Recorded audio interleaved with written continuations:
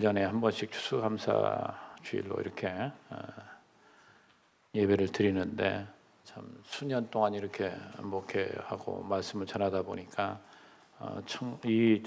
추수감사주일의 그 유래에 대해서 여러 번 이야기를 많이 했습니다. 유래는 말할 것도 없이 영국의 그 청교도들이 신앙의 자유를 찾아서 미국으로 건너가서 그때는 미국이 뭐 나라로서 존재하는 것이 아닌 그런 신대륙이죠.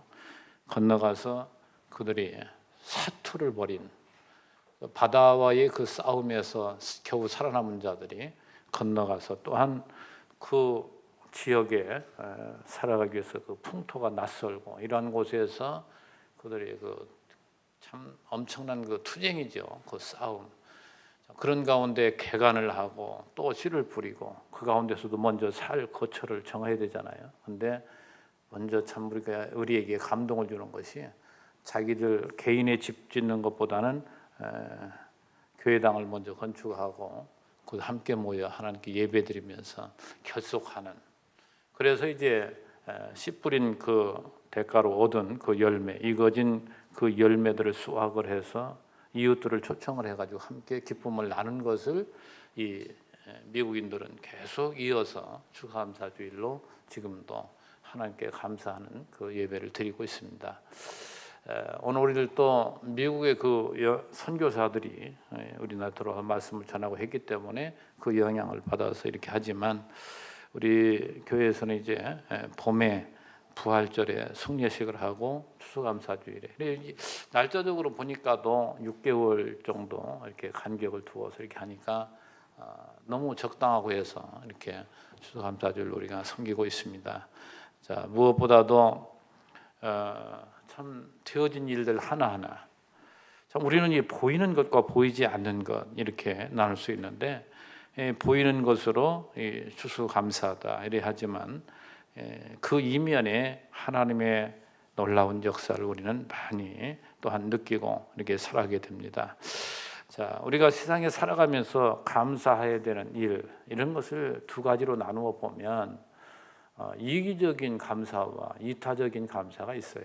이기적인 감사는 누구나가 자기에게 유익하면 자기에게 뭔가 참 좋은 일이 있으면 감사하죠. 그건 당연한 것이고 이건 누구나가 다 가지는 것이죠. 그 기본적인 것.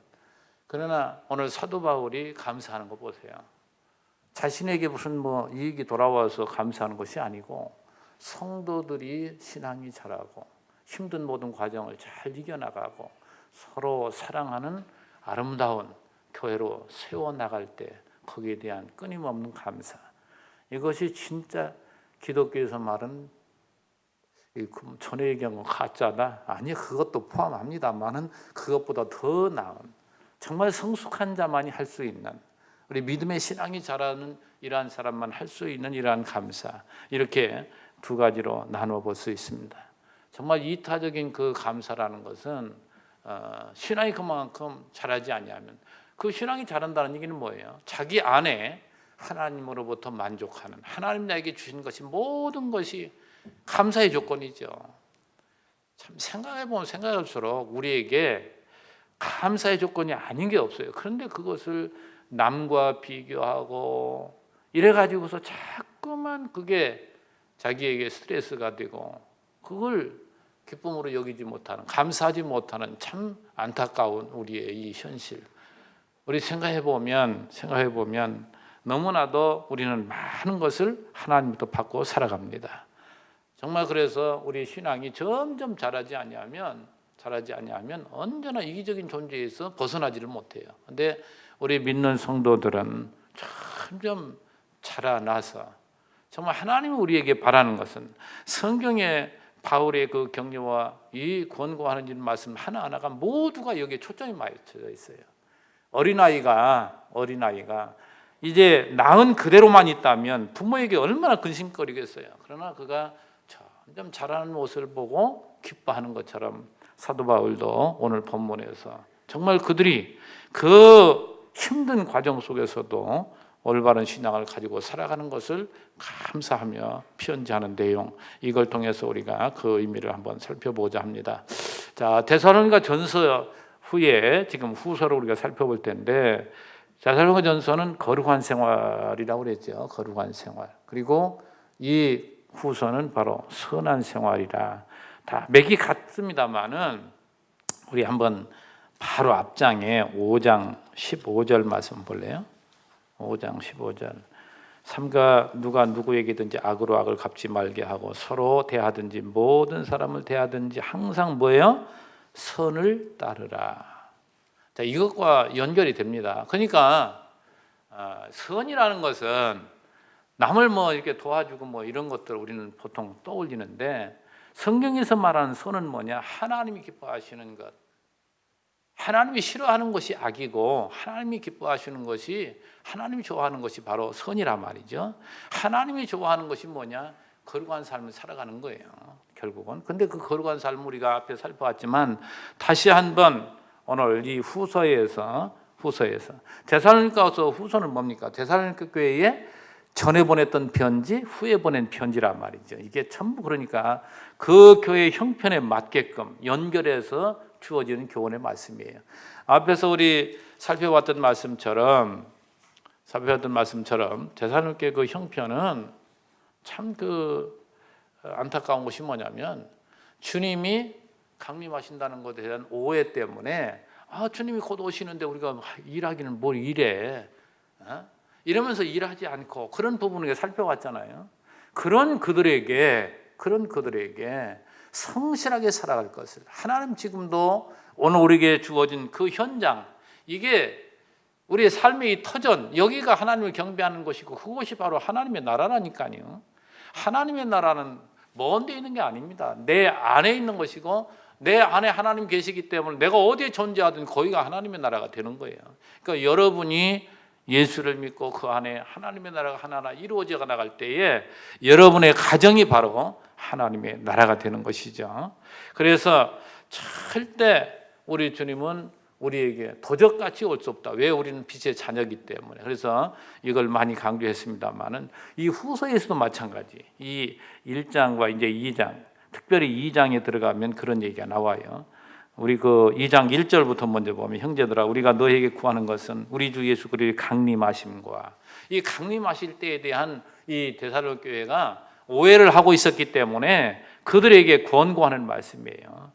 근데 이 종말의 때가 되면 얼마나 거짓된 지도자들이, 이 거짓 선지자들이 나와가지고 능력을 행하고 그 능력을 행함으로 많은 미혹을 하는지 모른다. 근데 너희들은 정신 차려라. 그게 이제 2장에 나오는 말씀이에요. 그러니까 지금 제가 말씀드린 것은 데살로니가 교회의 그 지금 형편을 여는 말씀드린 거예요. 그들에게는 반드시 필요한 게 뭡니까? 격려가 필요하고 권고가 필요하고, 그들에게는 위로가 필요해요. 그들은 이렇게 지금 힘든 삶을 살아간단 말이죠. 특별히 오늘 그 4절 말씀에 그래요. 너희가 견디고 있는 모든 박해와 환난 중에서, 자, 이 환난과 박해, 이제 박해는 종교적으로 굉장히 참 핍박을 당하는 그걸 이야기하고, 환난은 여러 가지 모든 환경이 그렇게 힘든 과정입니다. 예수 믿는다는 것이. 이런 것들이 그들에게 있을 때에 그들에게 꼭 필요한 것이 뭐냐 말이죠. 그들이 잘하는 것을 칭찬하는 것. 그래서 사도 바울이 지금 감사하면서 칭찬해요.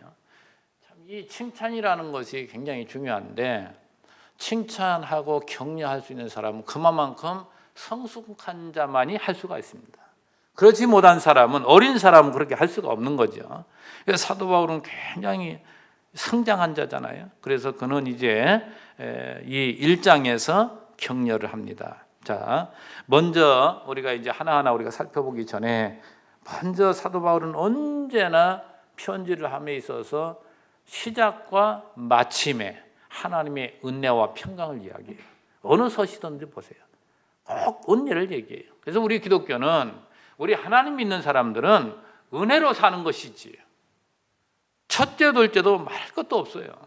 하나님의 은혜로 되어지는 일이 되어지지 않는 일이 하나도 없어요. 모든 것이 하나님의 은혜란 말이에요. 그 은혜에서 얻어지는 것이 바로 평강이기 때문에 오늘도 인사머리에 은혜와 평강이 있기를 기원합니다. 1절 2절에서 자, 먼저 편지의 발신자 밝히죠. 나 바울과 그 다음에 실루아노는 신라예요. 신라. 빌립보 교회 감옥에 함께 있었던. 그러니까 첫 번째는 전도자가 이제 바나바하고 함께 갔다가 두 번째로 이제 바나바와 좀 다투고 나서 그 다음에 신라와 함께 선교행을 떠났고 그 선교지에서 만난 것이 디모데란 말이죠. 그 디모데는 사실 생각해 보면 사도 바울이 아들처럼 키운 자입니다. 굉장히 디모데는 어리지만 신앙이 좋고 정말 그는 신실한 하나님의 사역자로서 이 사도 바울에게 큰 도움을 주었던 이러한 자인데 여기서 이 바울은 오늘 우리에게 뭘 보여주느냐? 교회가 전도자들이 지금 복음을 전하면서 교회가 세워지잖아요. 교회가 세워지는 것은 홀로 되어지는 게 아니라니까요. 하나님은 항상 그들과 함께 협력할 수 있는 동역자를 준비해 놨다가 항상 함께 하게 해요. 교회는 혼자 하는 게 아닙니다. 언제나 저와 여러분 모두가 동역자라니까요. 그 한 작은 어떤 한 부분의 그 역할을 감당하는 거예요. 이 역할이 잘 감당되어질 때에 교회가 올바로 세워지는 것이죠. 그래서 이 동역자라고 했을 때 이건 복음 전하는 자의 의미고 바울은 언제나 지금 실라와 디모데를 이야기하고 있지만 그들은 그리스도 머리에 했을 때는 한 지체예요. 동역자요 한 또 지체요 한 몸이요 또 그들과 함께 더불어서 주님이 우리의 주인이 되시고 우리는 그의 종으로서 여기에 지금 쭉 설명해 나갑니다. 그래서 하나님은 교회가 세워지는데 반드시 동역자들을 하나님 보내셔서 함께 사역을 함으로 그 교회가 세워지도록 하는데 어느 이제 이 세 사람이 발신자임을 지금 공동 저자라는 얘기죠. 실제 저자는 성령께서 그들의 마음에 감동해서 기록하게 하셨는데 이 발신자는 바울과 실라와 디모데인데 그들이 이제 인사하는 내용을 보세요. 하나님 우리 아버지와 주 예수 그리스도 안에 있는 데살로니가인의 교회에 편지하노니. 데살로니가에 살고 있는 사람들이 예수를 믿고 이제는 그리스도 안에 있는 존재가 되었다. 자, 여기서 우리 다시 한번 생각해 봅시다. 참 여기 사도 바울이 늘 강조하는 것이 뭐냐면 하나님은 오늘 우리에게서 어떤 분이신가. 여러분도 아마 제일 많이 표현하는 것이 하나님 우리 아버지 그럴 거예요. 아버지.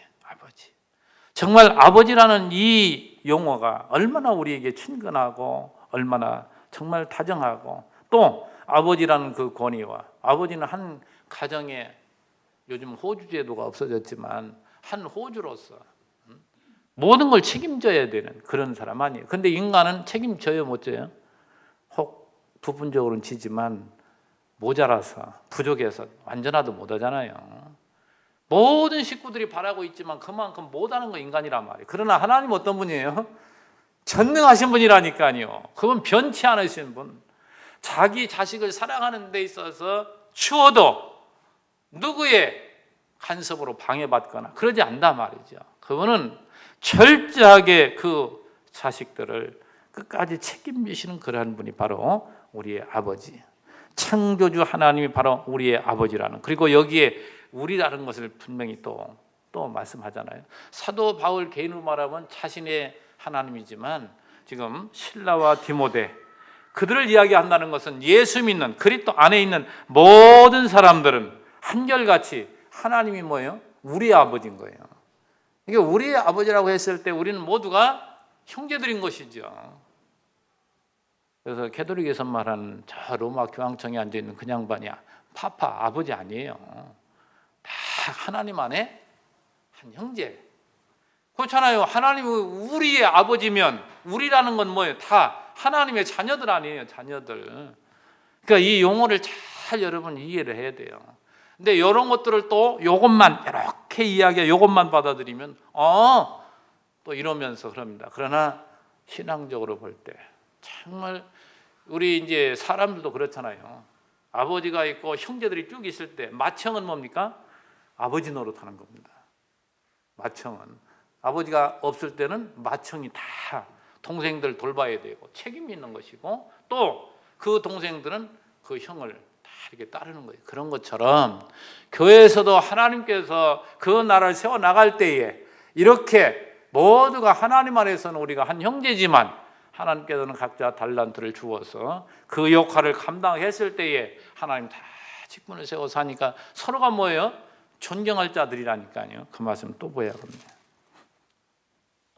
우리 그 12절 13절 그러니까 5장 데살로니가전서 5장 12절 13절 형제들아 우리가 너희에게 구하노니 너희 가운데 수고하고 주 안에서 너희를 다스리며 권하는 자들 너희가 알고 그들의 역사로 말미암아 사랑 안에서 가장 귀히 여기며 너희 길이 화목하라. 이 말씀 생각이 나서 다시 말씀드리는 거예요. 그러니까 그 역할을 감당할 때에 얼마나 귀하냐 말이죠. 이런 사람은 또 이렇게 귀하고 이런 사람은 이렇게 귀하고. 근데 제가 말씀을 전하니까 제 얘기에서 쑥스럽습니다만은 하나님 말씀을 제대로 활바로 전하는 자가 있어야 성도들이 신앙이 잘하는 거예요. 그만큼 이게 귀한 일이에요. 이게 아무나 하는 일이 아니라니까요. 아무나 하나님께서 이런 은사를 주십니까? 근데 저도 참 되돌아보면 감사한 것이 어려서부터 신앙생활 이제 배웠죠. 하나하나 배우면서도 얼마나 시행착오를 많이 겪었는지 모릅니다. 제가요 처음에 교회 개척해가지고 그건 30여 년 전 얘기입니다만은 우리 아이들 주일날 어디 텔레비를 봐요? 어디 주일날 뭐 사 먹어요? 제가 철저했던 사람입니다. 가정예배요? 한 번 안 빠지고 가정예배 드려야 되고 얼마나 철저하겠는지 몰라요. 그런데 알고 보니까 이런 것들이 굉장히 우리를 구속하고 이런 것이 안 좋은 점이 참 많고 하나님 말씀 전체적으로 다 아울러서 보니까 이게 아니구나. 점점 저도 얼마나 많은 이런 과정 속에서 오늘에 이르도록 요 말씀을 이런 정리해서 전하는 자가 되었는지 이 과정이 다 있어요. 처음에는요 얼마나 나도 뜨거웠는지 몰라요. 근데 그런 것들이 다 나쁘다는 게 아닙니다. 그 올바른 방향을 잡아야 되는데 왜 그러느냐? 우리의 선배들이 가르친 것들이 완벽하지 못한데 거기에 다 예를 들어서 칼빈은 장로교의 아버지 같은 존재입니다. 그런데 사람들은 칼빈이 한 얘기를 조금만 거스리면 막 이러거든요. 그분도 인간이고 오류가 있어요. 그걸 우리는 올바로 바로 볼 줄 아는 칼빈 선생은 참 굉장히 위대한데 이만큼 위대한데 한 부분에 좀 치우쳤더라고요 보니까. 그래서 참 이게 정리한다는 게 얼마나 어려운 일이 모르는데 감사해요. 그래서 저는 여러분에게 저는 강요를 안 차나요. 뭐 어떤 교회들 보면은 뭐 1,000번제 해가지고 새벽 예배 세례교인 이상 아니면 직분자 이상 막 나와서 하게끔 하고 막 그러잖아요. 저는 그렇게 안 해요. 왜? 저는 하나님 믿고 성령이 하시는 역사를 믿으니까 하나님께서 꼭 드려야 될 분, 꼭 기도하고 싶은 분, 성령이 역사에서 나오시는 분, 그분들이 기본적으로 정말 하나님의 은혜로 그렇게 하는 것이지. 그리고 얼마나 피곤하면 또 참여하고 싶겠어요. 그런 분은 또 충분히 자야죠. 그러니까 도울 자는 돌아야 되고 탕자의 비유를 제가 말씀드리잖아요. 아버지 집에서 아버지가 아무리 붙잡고 있어도 붙잡고 있다면 불행이죠. 그 사람에게는, 그 아들에게는. 왜요? 속으로 언제나 아버지 집을 나가고자 하는 것이 아들의 마음인데 한번 나가봐서 그게 아니라는 것을 배워야 그 아버지 집에 정말 깊은 사랑의 마음을 가지고 아버지를 공경하며 살아갈 거 아니에요. 그렇지 않고 아버지가 그걸 딱 맞고 못 나가겠으면 평생 동안 아버지를 원망해서 살 거야 아마. 이게 배움이라는 거예요. 이게 경험이라는 것이고.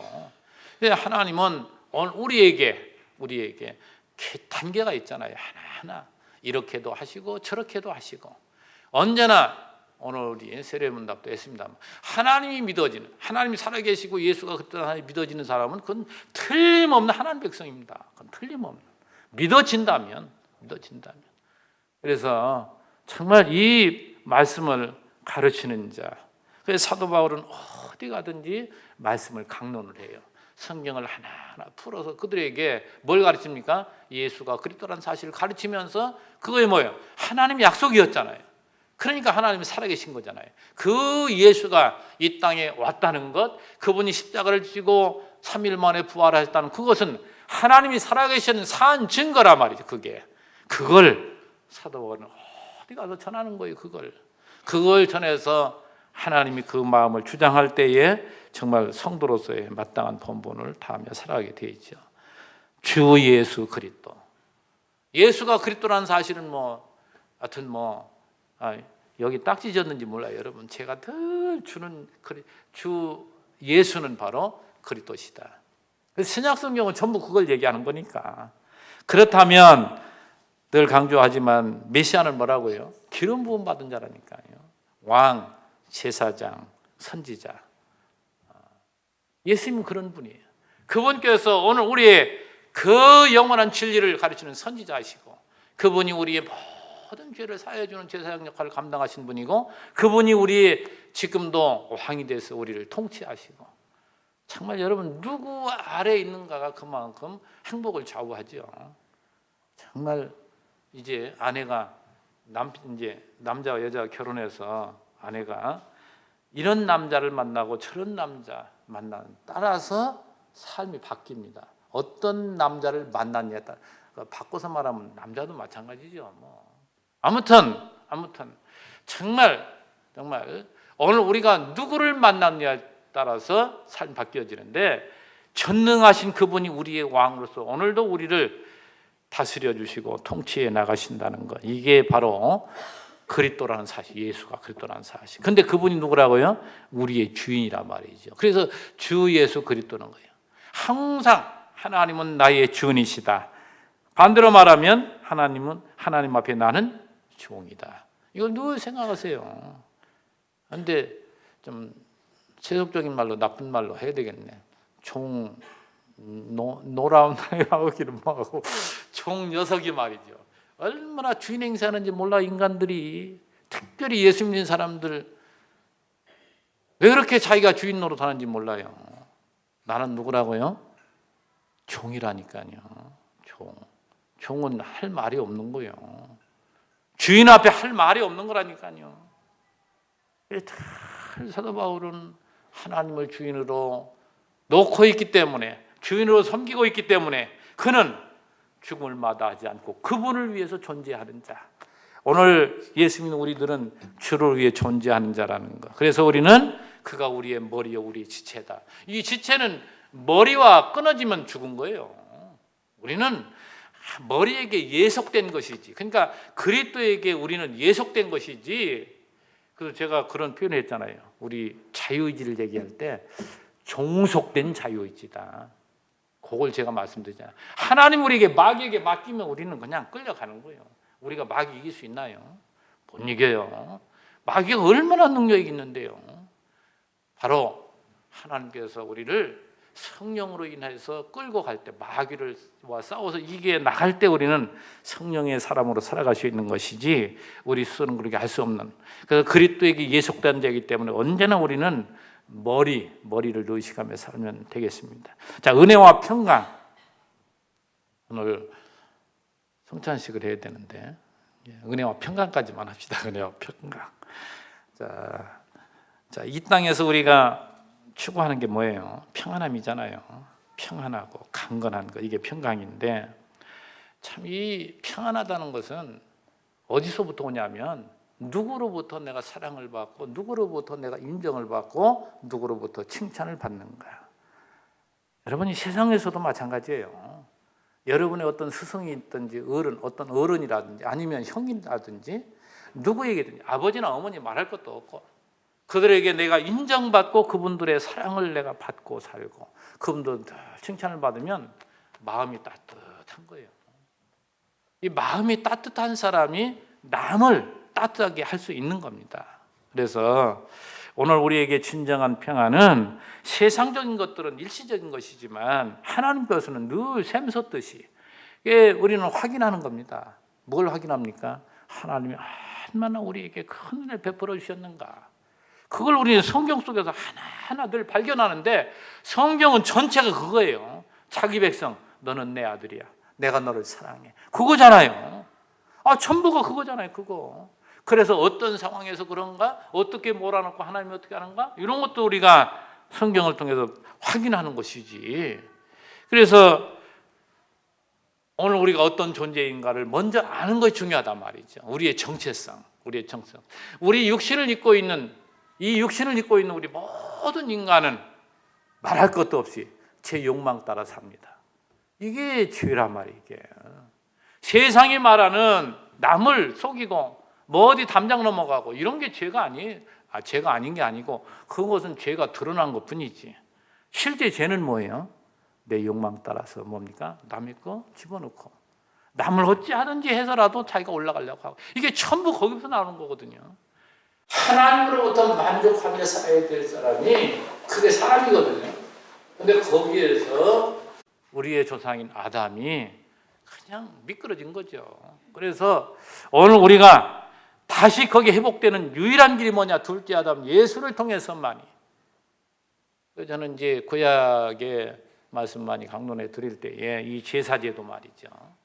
제사제도는 이스라엘 백성들이 하나님 앞에 나가는 유일한 길입니다. 그 제사라는 것은 3대 요소가 있잖아요. 성전이 있어야 되고 또 제물이 있어야 되고 제사장이 있어야 돼요. 근데 하나님은 그렇게 세우셔서 그들로 하여금 이게 깨끗한 제물이야 이렇게 해. 그래서 하나님이 그렇게 하도록 하셨는데 알고 보니 뭡니까? 하나님 앞에 나는 내가 죄인됨을, 그래서 하나님 앞에 난 살 수 있는 것이 이 제사제도인데 그게 바로 하나님의 은혜란 말이죠. 그러니까 이방인들은 그게 없어요. 유대인에게만 있는 것이지. 이건 뭐예요? 바로 선택된 하나님 백성들에게 예수가 이 땅에 오셔서 모든 구약의 것들은 예수를 지금 우리에게 말해주는 거잖아요. 그러니까 나 같은 더럽고 추한 인생, 왜 나같이 더럽고 추한 인생입니까? 온전한 내 욕망 따라 살고자 하는 것 때문에 그걸 여러분이 딱 직시를 해야 돼요. 내가 이런 존재야. 누구한테 자랑할 게 없잖아요. 내세울 게 없잖아요. 남들 잘못하는 거 보면 나도 그 자리에 있으면 더할 그런 존재예요.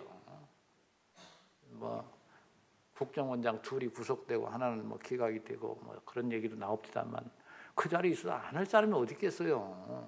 그러한 구조 속에 있는 이런 것들이 오늘 우리들의 모습들이란 말이죠. 그런 것들을 보면서 그 사람들을 정죄하는 것이 아니고 뭐예요? 정말 하나님 앞에 살아야지. 그 생각 가져야죠. 그런 자리 있다 할지라도 인간을 보면 자기 잘릴 수도 있잖아요. 말 안 들으면. 인간을 보고서 따랐단 말이죠. 그러나 하나님을 바라보고 정말 이 초천한 신앙을 가지고 산다면 그렇게 했을까요? 안 하겠죠. 그걸 지시하는 사람에게 부당함을 이야기를 해야 되잖아요. 그게 정당한 신앙을 가진 사람이지. 그래서 진짜 올바로 믿는 사람은 고난이 많은 거예요. 그래서 어디를 가든지, 왜? 세상은 어둠의 권세가 장악하고 있기 때문에 전부 그렇게 연결이 되어 있어요. 먹이 사슬처럼 연결되어 있다니까요. 그것이. 제가 아주 간단한 예로 이런 말씀 드리잖아요. 과거에 젊었을 때에 조그마한 거 뭐 하는데 보니까 파출소에 손 내밀죠. 구청에서 손 내밀죠. 시에서 손 내밀죠.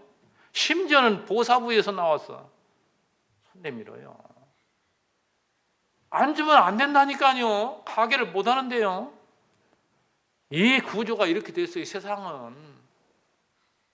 우리가 이거 뜯어고치자. 좋아요. 그런 은사가 있고 그런 힘이 있으면 또 그렇게 하는 거예요. 그 사람들 정죄하는 게 아니에요.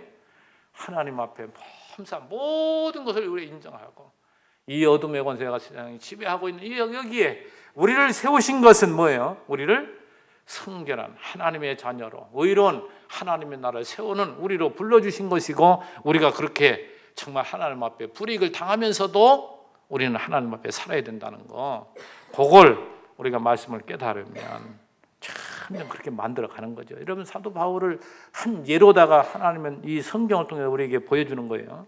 그는 과거에 세상의 그 제도권 아래에서 앞장서서 잘 나갈 때는 대단한 자였어요. 그러나 주님을 만나고 그걸 거절했잖아요. 이게 아니고 이게 죽음의 길이었구나. 그래서 그는 삶의 길을 걸어갔을 때 모든 걸 배설물로 버렸습니다. 그리고서 나가니 뭐예요? 세상적으로 보면 얼마나 약하고 세상적으로는 못났고 세상적으로는 인기가 없고 그런 존재였지만 그는 그게 도리어 당당했던 거예요. 그 말씀이 이건데 오늘 이 말씀 가운데 우리 이 표 얘기가 나오잖아요. 표 5절 바로 이는 이렇게 박해 환난 중에서도 믿음으로 정말 살아가는 그들을 칭찬하면서 그들을 자랑거리로 여기잖아요. 왜 그러는가? 이는 하나님의 공의로운 심판의 표예요.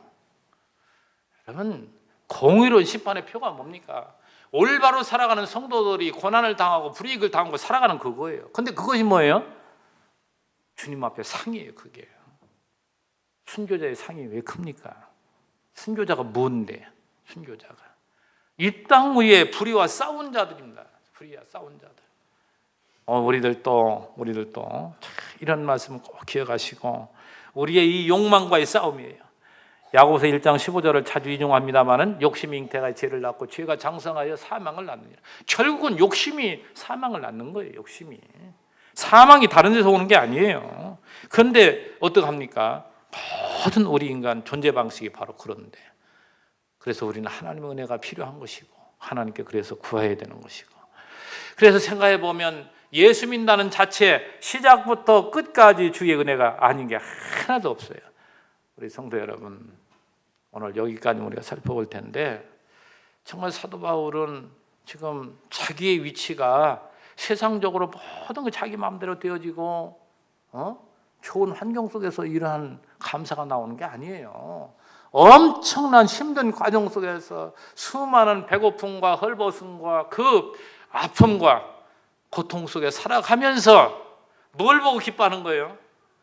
우리 이제 3절부터 그 연결해서 해야 되는데 성도들의 신앙생활을 잘 하고 있는 거죠. 그들의 성도들이 잘 무럭무럭 자라는 것이 얼마나 감사하고 기쁜지 이게 사도 바울의 감사예요. 이것이 그러하여금 참 우리에게 얼마나 큰 자로 비춰지게 하는가 여러분이 꼭 드리고 싶습니다. 정말 만사가 은혜입니다. 은혜 아닌 게 없어요. 생각해 보세요. 남편이 얼마나 귀중하고 아내가 얼마나 귀중하고 자식이 얼마나 귀중하고 부모가 얼마나 귀중하고 또 나와 함께 더불어 살아가는 우리의 지체들이 얼마나 귀중한 존재냐 말이죠. 제가 나이가 좀 점점 이제 나이 먹은 얘기 하지 말아야 되는데 나이가 점점 들어보니까 더 귀하게 보여요. 모든 게 더 귀하게 보여요. 그래서 하나님 그래도 더 늙어지게 하는구나. 왜요? 더 깊이 있는 사람, 더 깊은 신앙을 가지고 주님 앞에 가게 하려고 점점 우리는 왜 그러냐면 사람은요 근본적으로 자기가 힘이 있고 자신이 있으면 다른 거 의지하지 않습니다. 그러나 약하고 힘이 없으면 뭔가라도 의지하잖아요. 그러니까 하나님이 우리를 전부 이렇게 늙고 낡아지도록 만들어 가시니까 말이 쉽지 속으로 생각할 때 감사하다. 이게 그런 것이 오면은 많이 자란 사람이죠. 성도님들 정말 제발이라고 해야 되겠네. 서로 다투지 마시고 다투려고 여기까지 막 열 받을 때 하나님 먼저 생각해요. 이분이 하나님 귀하게 나에게 붙여준 존재인데 그러면 싸울 일이 없잖아요. 생각해 보면 눈물겹도록 감사한 것이지.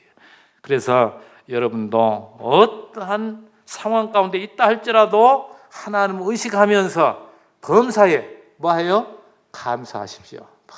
범사에 감사할 때 우리의 마음이 뜨거워지고 뜨거운 그 마음에 이제 다른 사람들에게 더 사랑을 베풀어 줄 수 있는 자가 이게 바로 큰 자입니다.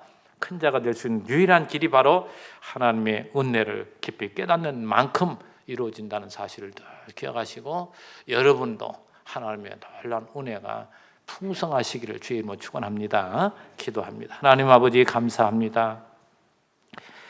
오늘 우리에게 있어서 주님이라는 존재가 때로는 멀게도 느껴질 때도 있지만 하나님 우리가 살아가면서 얼마나 경험 속에 살아가게 하십니까?